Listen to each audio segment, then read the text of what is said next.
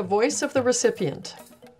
What do Jesuit priests, Oprah Winfrey, and the Gates Foundation have in common? They are all part of the diverse group of non-government players acting privately in international development aid with the aim of reducing global poverty. We've all heard the pleas for donations to help change the world. Appeals go out to private citizens to help others in need. Yet, like you, I ask myself, what is this work achieving?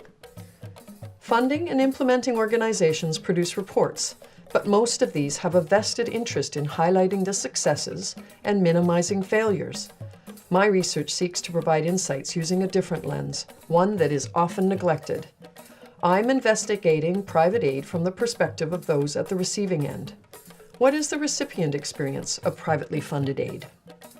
Let's take a closer look at private aid. Ideally, it has the potential to be flexible, responsive and nimble, apolitical, non-bureaucratic, with a capacity for innovation and risk-taking. Government aid, also known as official aid, has been widely criticized. Despite decades of effort and trillions of dollars spent, eliminating global poverty has not been achieved. In the past, private aid was a relatively small contributor to development efforts, but that is changing. In 2012, private funding from developed economies to countries with developing economies was estimated at $59 billion US. This is less than half of the $138 billion invested in official aid, but it represents significant and rising investment by private citizens in development aid. This research explores the nature, reach, and influence of private aid as it is perceived and experienced by the recipient.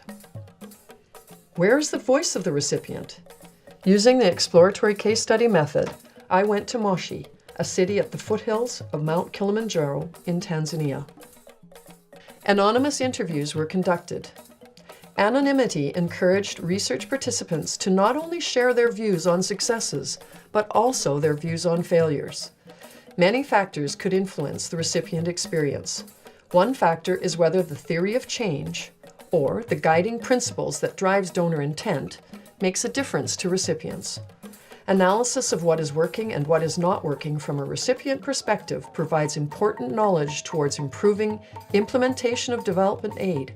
This is necessary for the sector to mature, develop, and grow through collective learning by examining success and failures. This research adds an important and neglected voice, the voice of the recipient.